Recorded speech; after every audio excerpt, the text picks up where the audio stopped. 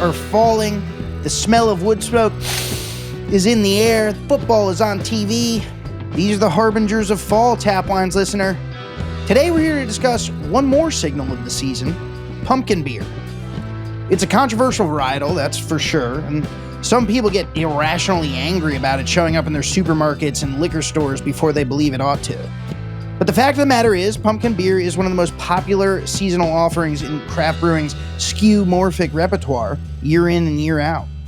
People love it. Not me, personally, but people. If you didn't know any better, you might assume that the whole pumpkin beer thing was just an offshoot of Starbucks pumpkin spice latte phenomenon. But it most certainly is not. The PSL was only introduced to the American drinking public in 2003.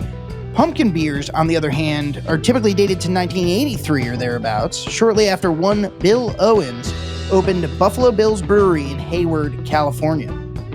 It was there that Owens, a former award-winning photojournalist and future founder of the American Distilling Institute, pioneered that autumnal brew on a lark, creating one of craft brewing's most enduring calendrical calling cards in the process. Today on Taplines, we're joined by Bill himself for a wide-ranging foray into craft brewing history and his considerable contributions to it, pumpkin-based and otherwise.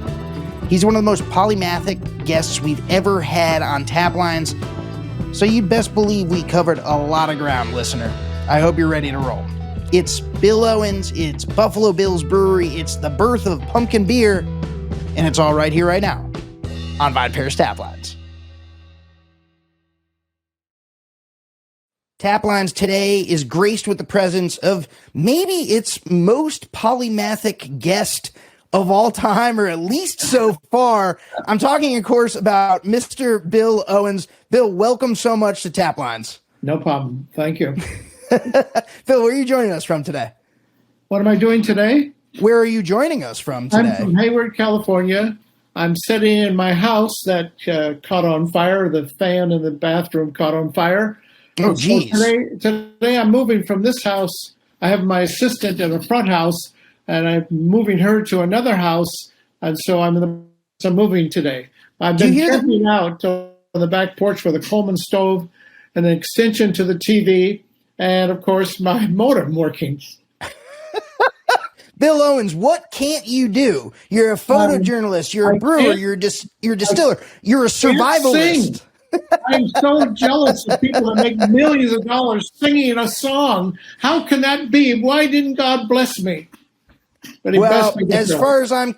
As far as I'm concerned, you have the dulcet tones required to take us down memory lane here on Taplines today. We thank you so much for joining, Taplines listeners. For those of you who are not familiar with Bill Owens and his polymathic career, like I said just a moment ago, Bill has achieved excellence in so many disciplines. Bill, I'm gonna flatter you for a second, so you're gonna have to try not to blush. You've achieved so many things in so many different disciplines: photojournalism, photography, editing, organizing, of course, brewing, which is what we're here to discuss today. And you know, you've had just this incredible life that, you know, right now apparently includes dodging small fires and camping out in your backyard. Man, thank you so much for joining us at what must be a pretty chaotic point of transition for you. No, nothing. I'm turning 85 soon, on Monday. So when I meet other people my age, they're usually, can I say the F word? You please do. You're more than encouraged. Let's get into the meat of the matter, Bill. We're going to scroll the Taplines time machine back to the early 80s. Let's go, right to around 1980 or so. You have already. I want to go back further. Okay. Well, take control, my man.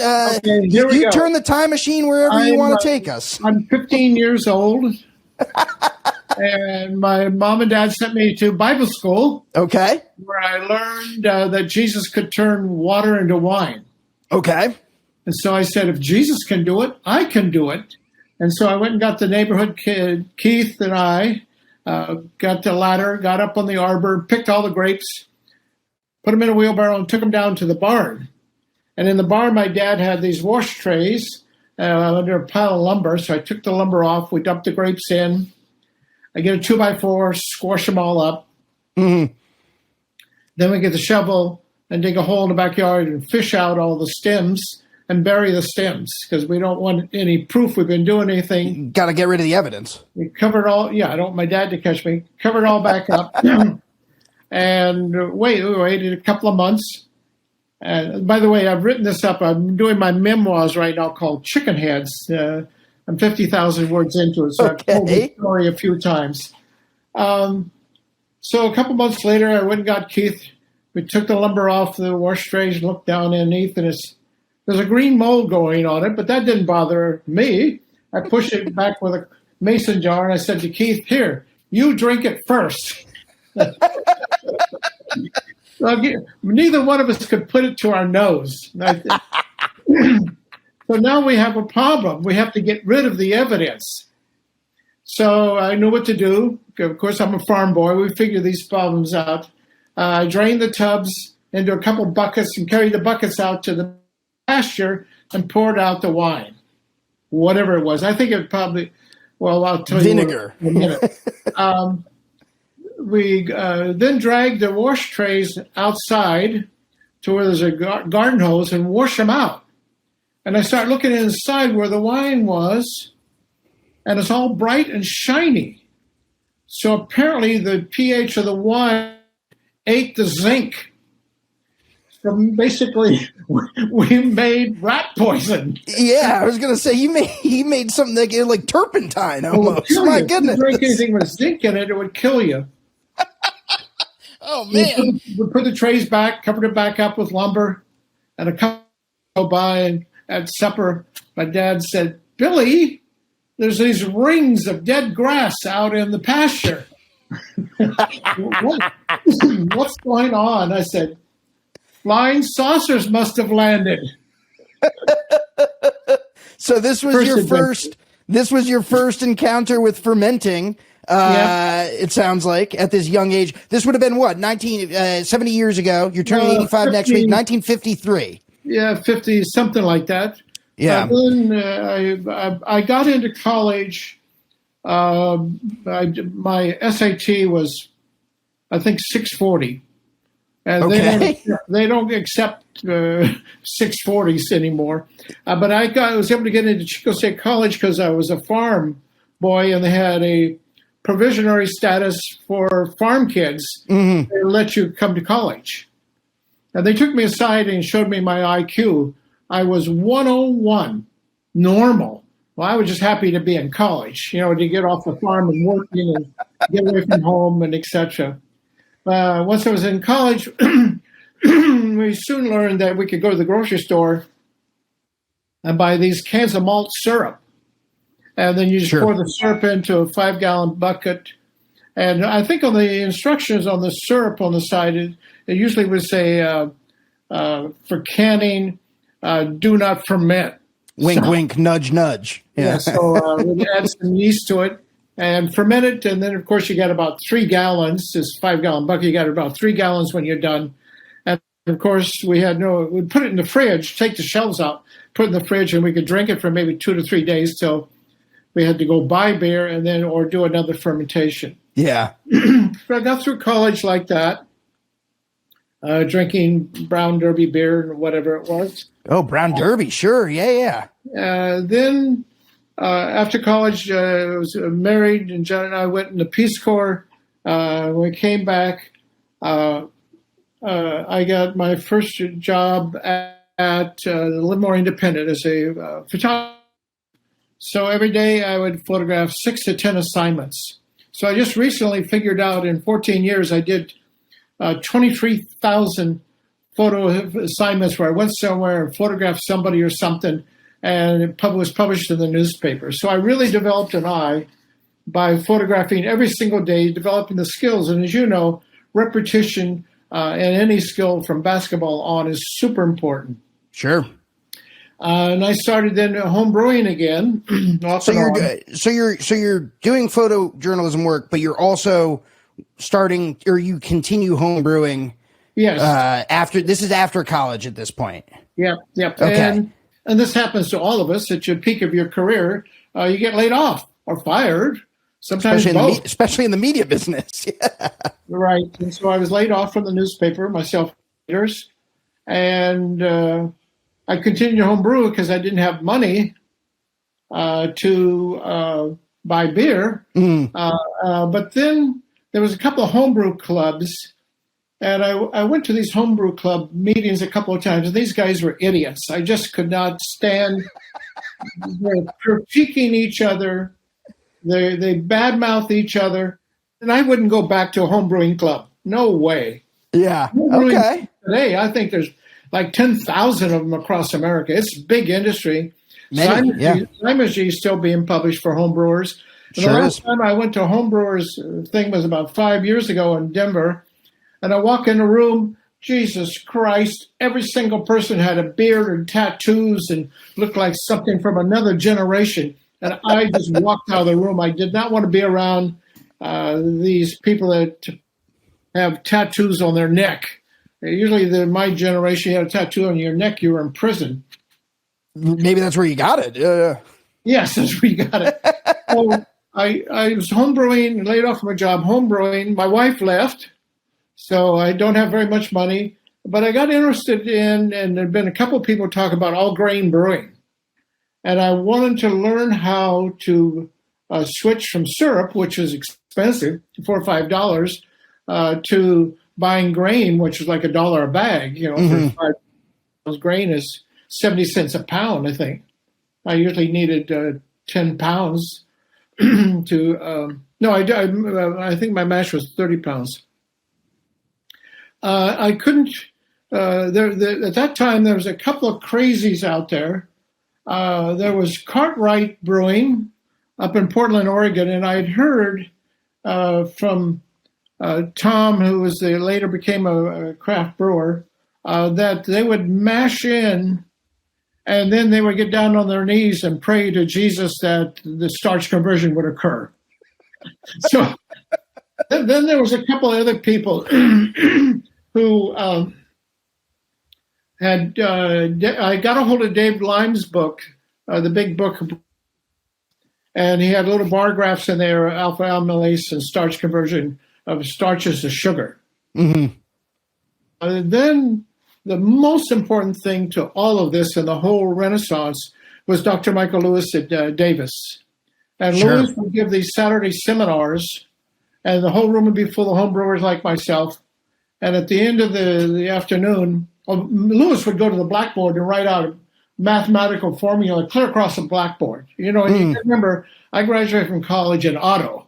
I'm not too good at, as a matter of fact, I did fail the test to be pilot and go to Vietnam and kill women and children in 1963. Oh, God. Right with John McClane. Think of that luck, to fail the test to be a pilot and not go off to war. And now Vietnam, now Hanoi is the most wonderful place to visit for food in the world. Is that ironic? I could have been bombing it as a 22 or 23-year-old. So at the end of Michael Lewis's lecture, I finally raised my hand. I said, what temperature does starch conversion occur? Where do you have to be at? And he said the number is 152. So I knew I had to get to 152 on temperature to do starch conversion. And now I believe that I've heard Dr. Lewis has pushed that temperature up to 157. So barley will really stand that hot water, and the enzyme stimulates the enzymes, and starch conversion is done almost immediately. Within 10 minutes, starch conversion is complete.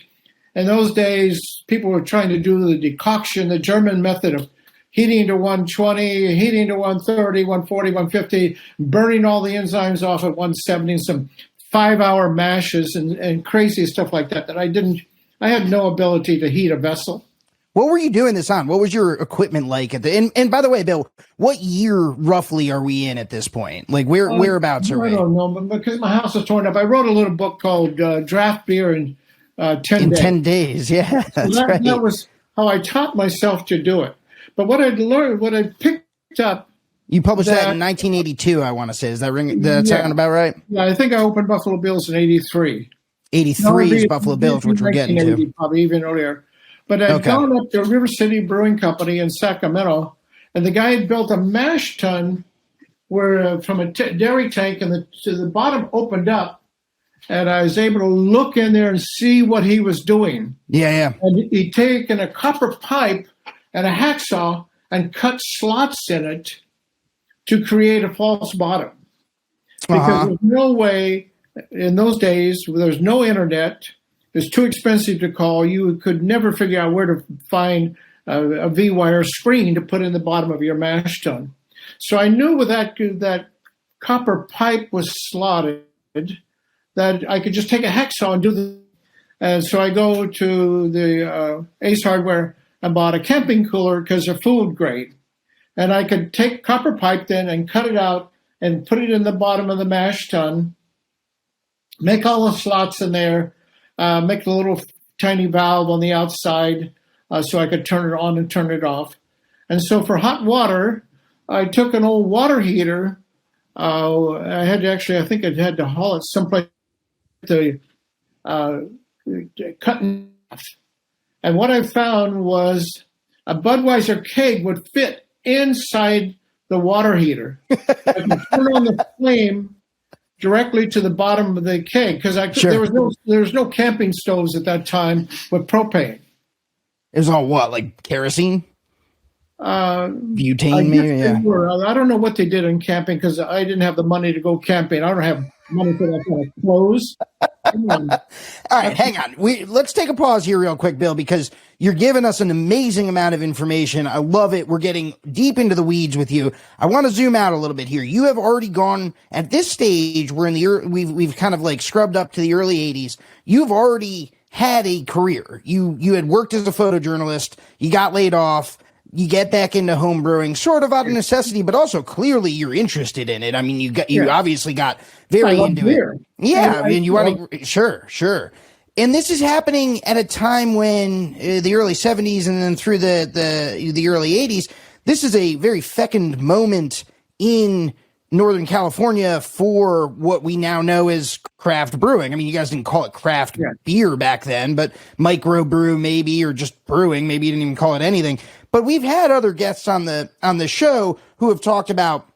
We had Ken Grossman on, who's the founder of Sierra Nevada, who's over in Chico, who would talk about all the DIY stuff that folks like he and it sounds like you were doing just to build out your setups, your equipment. No one was making brewing equipment for back then, unless the Germans were outfitting a new Anheuser-Busch facility or whatever. Yeah.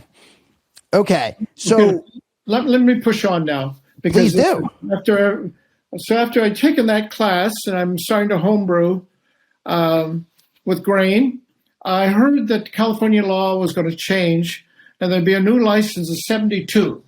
And this new license said you can sell beer regardless of the source. I could build a brewery. And so I drove up to, Davis is not far from Sacramento. I drove up to Sacramento to meet the college professor who had changed the law.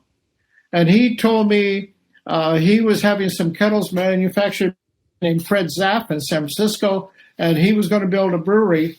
And California law was going to change January 1st. So this is in the fall. And I said, well, I want to build a brewery too. I don't know how to get any money together. I don't come from money. I come from a farm. We know how to work is all.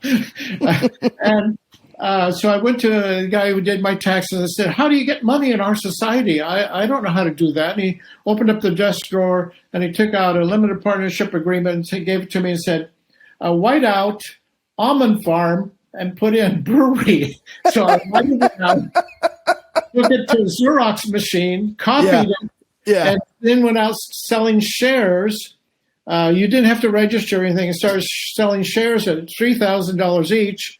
And I raised $92,000. That's not a little bit of money in that age. It took a year to raise that money, Who were friends and family for the most part? Local business owners? Where was it coming from? I was a journalist on the newspaper. I knew everybody in town. I'd met the man over again. You knew the fire chief. You knew all the school teachers. You knew everybody. Plus, I knew many other businesses because I'd go to those businesses to photograph them for ads for the newspaper. So when I got to, I think, partnership, and when you get to 50,000, you can start building. So it took me 9 months to find a building. Originally, I tried to do Walnut Creek and couldn't find a building in Livermore because the rent was $1 a square foot, and the building was $2,000 a month. So I was pretty sure in my mind I could do $2,000 a month selling beer. Mm-hmm. So now I had to go to boneyards, which are basically junkyards for stainless steel tanks and dairy tanks and industrial equipment. Often industrial tanks will be something from pharmaceuticals that weigh 4,000 pounds and a pump to the moon, and I don't need that. I just need basic tanks. I was able to find a vessel where I could buy some burners underneath the tank and put a skirt around the tank, and I could do direct fire to the kettle. I found another tank to do a mash tun and drilled a hole. I had a hole cut in the bottom of the door. And then in the back room, I had 2 fermentation tanks that were on, one didn't have legs, but I was able to raise one up so I could pump into the upper one, ferment, and then drain to the lower one for lagering. Are you doing all this work yourself at this point? Do you have help? No, well, yeah, you have a guy build the building now. I don't know how to do plumbing. Yeah. I can solder. Yeah. I build out myself, but you don't build out putting in the water, that kind of stuff. But I soldered. I did have everything hard piped for a while, but mold grew in it. I couldn't clean it. I couldn't get anything to 132 degrees to do sanitation. So I had to cut those pipes off and use hoses. So I came out the door. I opened Buffalo Bill's that fall. I hired a guy to come in Civil War clothes and fire a cannon. That was fun. Wait, what? Yeah, why? You're fun because you call the police department and tell them you're going to shoot a cannon. They're going to say no. All right, hang on. I have 2 questions. First of all, why is there a Civil War reenactor in Northern California? California was not even involved in the Civil War. And second of all, why did you hire this guy to shoot off a cannon at Buffalo Bills? My recipe is stolen from George Washington, of course. Sure, right? Sure. We'll get to that one. We'll get to the pumpkin ale later. And so I knew enough that there was a print shop, and across the street was a Lucky supermarket. And so after we fired the cannon, the police showed up, of course. They didn't cite me, but it was an exciting time. Okay. This is 83. So you opened Buffalo Bills. I could make rent every month, and I had one employee, a bartender, and there's the 2 of us for a while. And then I was able to grow to 3 of us and 4 of us. And I brewed every Monday, once a week. And of course, I went to visit Ken Grossman several times to spy on him, basically. And I did buy tanks from Ken to try to figure out the process. There's no books on the process for craft distilling. And of course, I eventually write a couple books on how to do the process. There's the main thing is when you go to a big distillery or brewery, and I'm in the distilling business now, you cannot figure it out when you walk into a gigantic factory like Budweiser. You can't figure out what they're doing there. They got 10 kettles going at once. And for you to scale it down. Sky high. Yeah. I used to argue with people that, listen, when you're bringing this wort up to a boil, and after 5-10 minutes, I would turn off, and my brewing partner would get mad at me. He says, Bill, it says to boil for an hour. I said, listen, it's a clear fluid. Why am I boiling a clear fluid for an hour? Well, there's no books to explain to you what has to happen during that hour. Yeah. Break and some true will flocculate out. You need to reduce some complex chemical reaction happen. How big was the setup at this point? How much capacity? 10 gallons. Okay. So batches were two carboys. I had one carboy that was 5 and one that was 6. And I liked it like that because I would really end up with 10 gallons of finished fluid. Because when you have a 5-gallon, you get shrinkage. It evaporates and cools down, and you can never get a full 5 gallons out of a 5-gallon carboy. Sure. So eventually, like Playboy magazine came by and photographed me. Who wrote? Some other people wrote me up in magazines and newspapers, and a way I just did the best I could. I couldn't grow like other people had done because the print shop next door wouldn't move. So I'm stuck in that space, and I couldn't get into bottling. And the other guys who got into bottling took off. And yeah, that was where it was at. Yeah, sure. Package. Yeah. And so the other, when I opened, with this Chronicle covered it, the craft, they didn't call it craft, the micro brewing. There was 3 of us that opened at the same time. One was done by Bert Grant, called Grant's Brewing up in Yakima. He was a chemist, and his wife was a chemist, and they opened up a small brewery and then added the tap room. And the other one was Mendocino Brewing Company up in Mendocino, and they had a small brewery. And when the laws changed, they also opened up a tap room. But I was the only really true brew pub because I had the long draft. I'd bought Grundig tanks, which changed the whole craft brewing. Would not have happened if it wasn't for those English cellar tanks that you could buy for $1,000, the 3-legged tanks. And I was able from North Coast Brewing, who does great beers. Matter of fact, he's one of the few that has a mash filter too, by the way. That's another story. I bought 2 tanks from him. And so I had 3 of them actually. I had 62 feet of long draw. And I put in pipe from the back. At first, I just blew cold air down there, and the beer foamed. I could not pour beer. I had to go spend about $2,000 on a long glycol system. And now I could pour 3,000 glasses without cleaning anything. So that changed everything. I didn't need an employee taking care of the kegs all day. Right. And being a call at 10 o'clock at night from your woman bartender who couldn't change a keg. A keg weighs close to 100 pounds. You got to roll it. The handles are tough. And whatever. I shouldn't say sexist couldn't do it. It's just hard work for most for anyone. Yeah. 110 pounds. They're not sure. Rolling kegs around in their spare time. And plus, you got to roll it behind a bar. It's not easy to handle beer kegs because they're oddly shaped. Yeah, very awkward shape. Yeah. So I did that for 14 years before I finally sold Buffalo Bills. It recently reopened. The owner of the next owner had it for another years. So it's been 30 years for Buffalo Bills. I'm collected in the Smithsonian. Yeah, you have a tap handle in the Smithsonian, right? Yeah. My photography is also there. So I'm sitting bought an antique store across the street from Buffalo Bills. And I was in the antique business, but I soon hated all those people. They're all idiots again. People would drive for 2 hours. People would get in their car and come to my antique store after driving from Sacramento 2 hours to buy greenish depression glass. They wanted little tiny glasses and saucers from the Great Depression for $6 or $16. And I should have sold it. I just closed the antique store. I did not want to deal with those people or dealers. There was no money in it. I did have, over the years, I cannot drive past a garage sale to this day. I always find something that I don't need. Yeah. I have a lot of swag. I'm an expert on swag in collecting. I don't know. My house is full of it. Here, I just got back from Denali.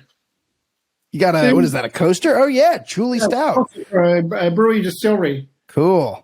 He's fabulous. I just went to Alaska to visit some distilleries. We just put together the most difficult whiskey trail in the world, Alaska. 3,000 miles for 12 distilleries. Wow. And so this is with the American Distilling Institute, which you founded. Yeah, we did a map. I don't have it in front of me right now, but we're putting the website will be launched very soon, and we'll launch this trip. So I sort of know the first person to finish it will probably be a German hitchhiker.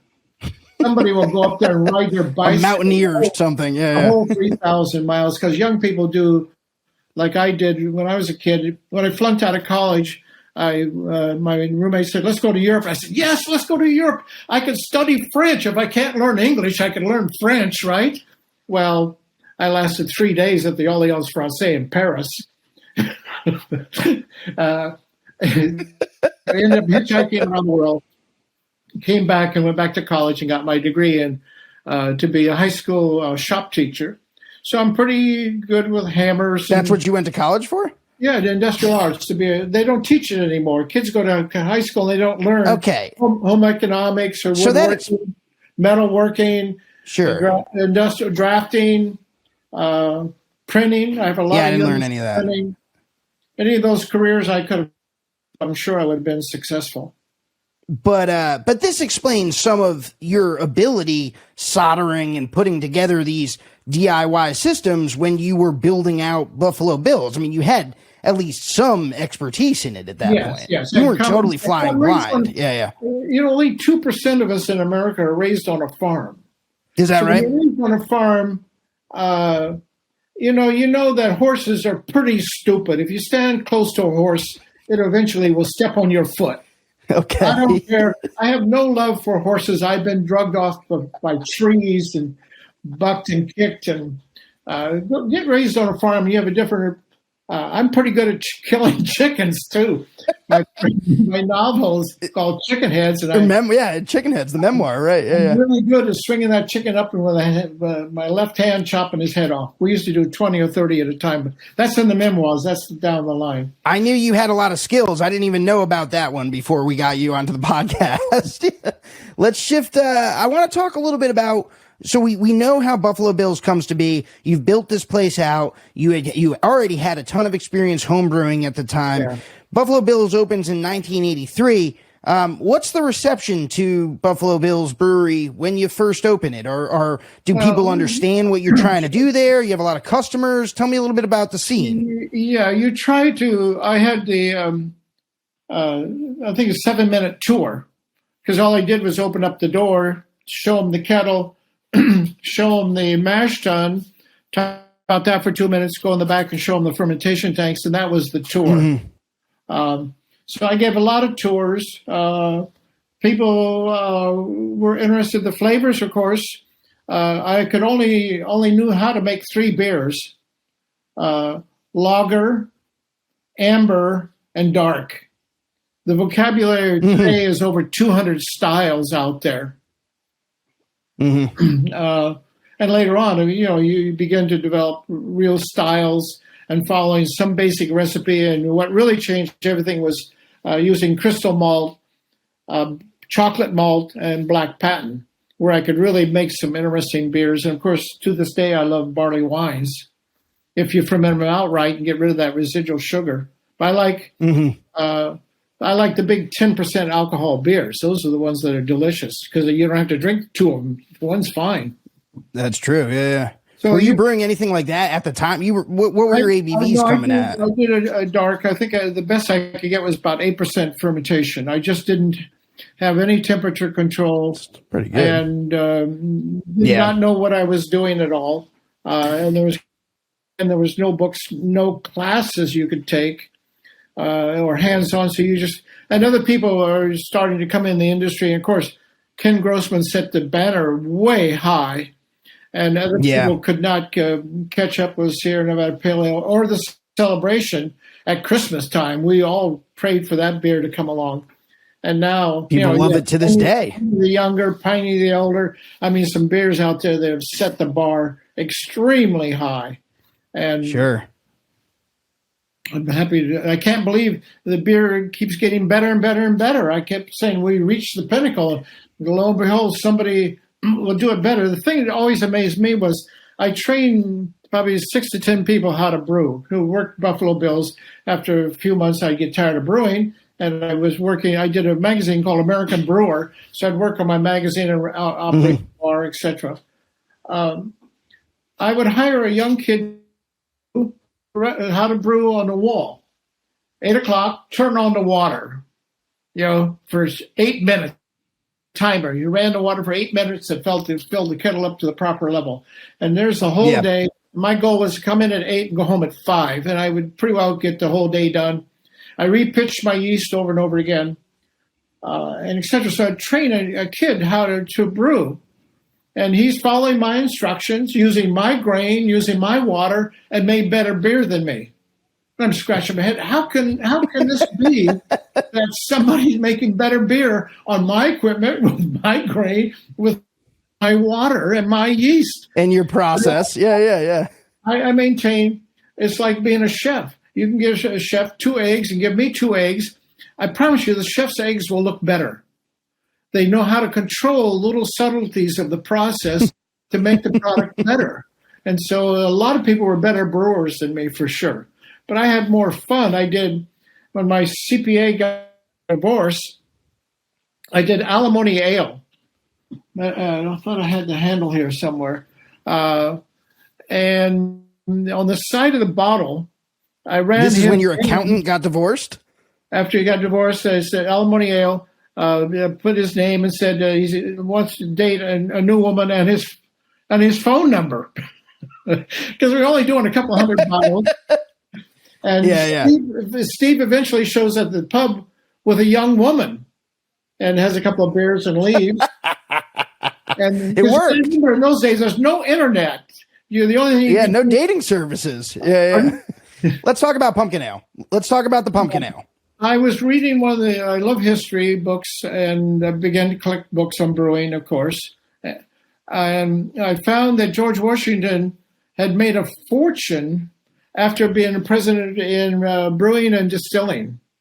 And he would create, for distilling, he would, for brewing, he would create a mash that included gourds and pumpkins.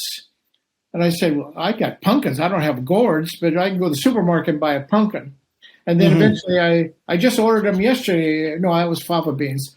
You can send off and get the seeds for giant pumpkins. I think they're $1 each, but maybe today they're $5 to get a pumpkin seed. I promise you'll grow a 200-pound pumpkin. And I lost the film of me with a trailer pulling a pumpkin down to the pub. But what I would do is I'd pop the pumpkin, cut it up, pop it into the oven, and bake it because you want to get at the starches and sugar. Okay. And then, while the pumpkin was still warm, I would drop it into the mash and mash in with it, and then run out to the boil, fermentation, and at the end, there's no flavor. I mean, you're talking a pumpkin is a gourd basically, but there's no spice flavor in a pumpkin. Right. It's neutral, and the only thing was the pig farmers loved it when I had the pumpkins in the mash because the pigs got some pumpkins to go with the mash, so they loved that. So what I quickly figured out what to do was I walked across the street to Safeway, go to the spice rack, and you buy a little can of pumpkin pie spices. You take it home, put it in your coffee percolator, you perk it, and then you go in the bright beer tank in the back and add it, and now you have pumpkin pie spiced pumpkin ale beer. So I just, on the label, made with spices, because you got to put that cinnamon flavor in there or you don't have pumpkin. So now I would estimate 200 to 300 pubs do pumpkin ale, pumpkin beer, pumpkin. Even Sam did pumpkin ale from, what was he in Delaware? Calagione at Dogfish Head. He did one. I went with Sam once out to the pumpkin chunking contest where they shoot pumpkins out of the cannon about a quarter mile. You ever seen that on TV? No. I did on the celebration of the Golden Gate Bridge anniversary. I did a label with you look down and it's a little person jumping off the Golden Gate Bridge, but I said no, he's bungee jumping. So I did the Alamo. I did some other beers that I would do. A whole batch would be how many cases? I think 22 cases is all I do, and I'd sell a few at the Safeway and the rest across the bar because you'd have to do all hand filling, and you have to re-sugar each one. Oh, geez. And stir it up so enough yeast came over so you get a balance on the carbonation. Otherwise, you're over-carbonated or under-carbonated. And I just could not push the Buffalo Bills to the next level where so many other guys around me, after they got started, could expand and go to the next level, and today it's canning. Holy cow. Yep. I never dreamed that Yep. would happen. And, it really has made a big difference to wine and spirits to can. And I never thought of that one. Yeah, unexpected. I think everyone was seeing premium, bottle. The bottle was the premium package, right? Can was down market. Can was cheaper. It was, they had a bad taste from the aluminum. Pumpkin ale has, since you first started brewing it, has become a phenomenon in the beer industry, and then pumpkin spiced flavor as a flavor category has become a phenomenon in American, food and drink, consumer packaged goods across the board. Absolutely. How was it received when you first started brewing it? What did your customers say about Buffalo Bill's pumpkin spiced ale? Did people like it? Did they think it was weird? Who's going to say anything? Your customers.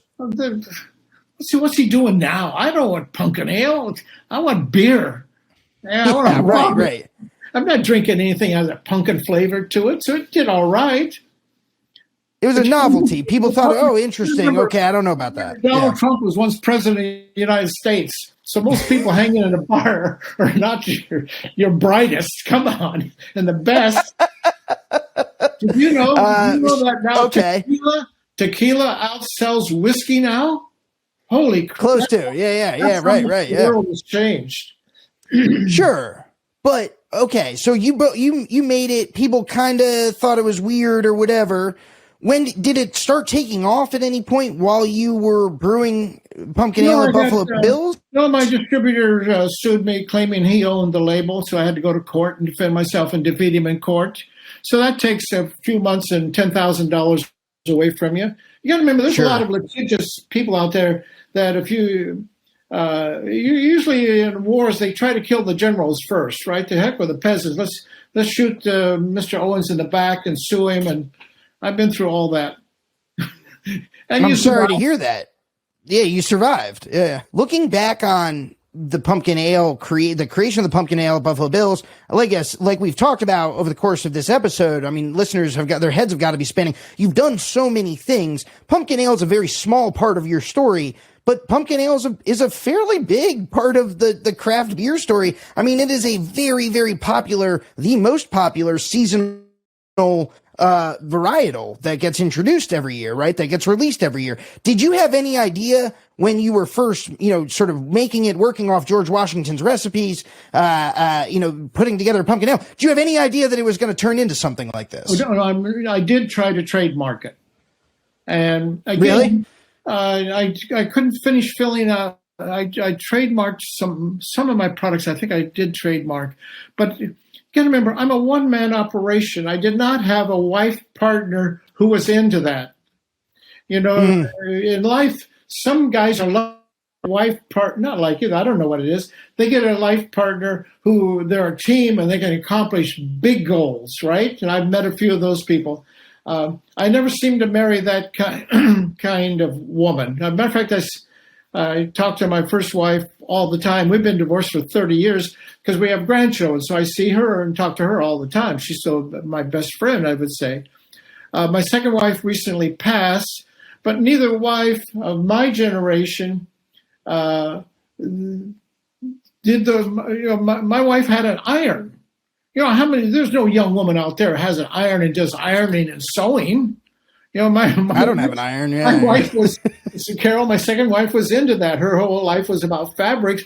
She's not interested in brewing beer. And not many women are. There's a lot of women out there with a bunch of tattoos who are interested in brewing for sure. Well, more now, I think, than certainly when you were, I would politely push back on that a little bit. I mean, these days, I think there are many, many more women interested in brewing than I would believe in 1983. There weren't nearly as many, but I think nowadays there certainly are. Yeah, the profession's open, and you can go to college and get educated. But I've never heard of a college girl belonging to a sorority or anything like that in beer. I've never met a young girl who was a home brewer. There's one. Oh, I see. Yeah, I'll stipulate on that. Sure. Like, I don't think it is I don't think it is the dominant mainstream culture, but it's also, fair enough. Yeah. As you said, and all this in the world up for women that want to wear rubber boots and work in a brewery. Bill, indulge me a little bit here. We've gone the distance. We really appreciate you coming on the show. Give me I want to, as a way of wrapping up, give me a little bit of your perspective on the legacy of Buffalo Bill's Brewery and the pumpkin ale that you created there. I mean, many people consider you to be the pioneer of pumpkin ale as a style in the United States. Yeah. Reflect on that for me. I would just say I don't know why I would be reading anything about George Washington and distilling and brewing. And when I saw the pumpkin ale thing, the light just went off. I said, that's something I can do. That's like me making beer when I was 15, wine when I was 15 years old. If Jesus could turn water into wine, so can I. So when I read some of this stuff, I say, well, I can do that. You know, I can go to Paris and go to school. And so I go and do some of these things. Most of them fail. But I will take the chance that some of these things will be successful. So you have a lot of fun to try. And I do try lots of things. Amen to that, man. I think we can all take a lesson from that. Bill, like I said, we've gone the distance here, man. Thank you so much for joining us here on Taplines and taking us down not just one memory lane, but quite a few. Your life and times is sundry and fascinating, and thank you for letting us into your history a little bit. Yeah, and go to billowens.com or the delcoyears.com. I have an audiobook out also. Very cool. All right. Have a good one. All right, Bill, thank you so much for joining us. Taplines is recorded in Richmond, Virginia, and produced by yours truly and Darby Seaside, who, along with the talented Shane Farrick, composed our delightful soundtrack. Just listen to it. I also want to give a quick shout out to the entire VinePair team, and especially co-founders Adam Teeter and Josh Mallon, editor-in-chief Joanna Sherino, managing editor Tim McCurdy, and art director Danielle Grinberg, who designed our lovely Taplines logo. And of course, a big thank you to you, yes, you listener, for spending time with us week in and week out. We literally couldn't do this without you. I'm Dave Infante, and I'll catch you next time.